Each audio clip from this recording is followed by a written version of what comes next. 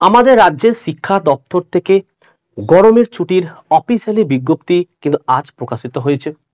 এই অফিসিয়ালি যে নোটিশ প্রকাশিত রয়েছে, তোমাদের গরমের ছুটির যে নির্ধারিত সময় ছিল মে মাসের 6 তারিখ থেকে, তার আগে থেকেই কিন্তু তোমাদের ছুটি শুরু হলো। অর্থাৎ 22শে এপ্রিল থেকে আমাদের রাজ্যের প্রাইমারি এবং আপার প্রাইমারি বা হাই স্কুলগুলো কিন্তু ছুটি, একদম ছুটি শুরু হয়ে গেছে। কিন্তু আমাদের রাজ্যের বেশ কিছু অর্থাৎ কালিম্পং এবং দার্জিলিং যে জেলাগুলো রয়েছে, এখানে কিন্তু ছুটি থাকছে না।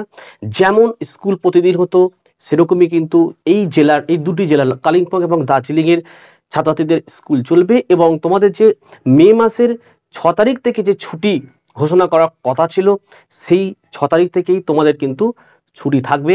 এবং কলেজের কোনো ছুটি থাকছে না, কারণ এই নোটিশে কলেজের ছুটি থাকবে এরকম কোনো কথা নেই, কারণ কলেজের এখনো পরীক্ষা কিছু বাকি রয়েছে, সেই পরীক্ষাগুলো কিন্তু অবশ্যই হবে।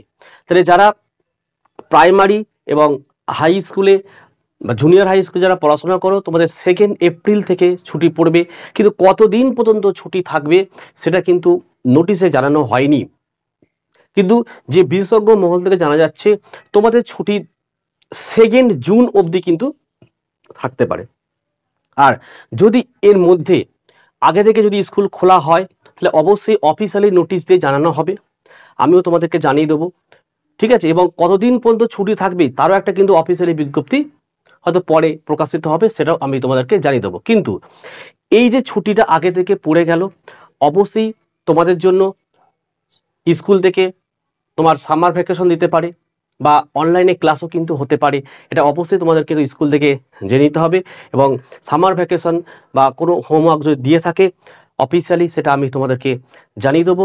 এই গরমে কিন্তু তোমরা চেষ্টা করো যে ঘরে বসে একটু পড়াশোনা করতে, কারণ স্কুল খুললেই তোমাদের কিন্তু 2nd সামেটিভের পরীক্ষা কিন্তু শুরু হয়ে যাচ্ছে, ঠিক আছে। তো এই ছিল আজকের ভিডিও।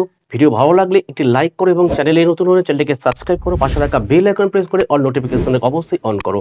তাহলে আজকের ভিডিও আমি এখানে শেষ করছি। তোমরা প্রত্যেকে ভালো থেকো এবং সুস্থ থেকো।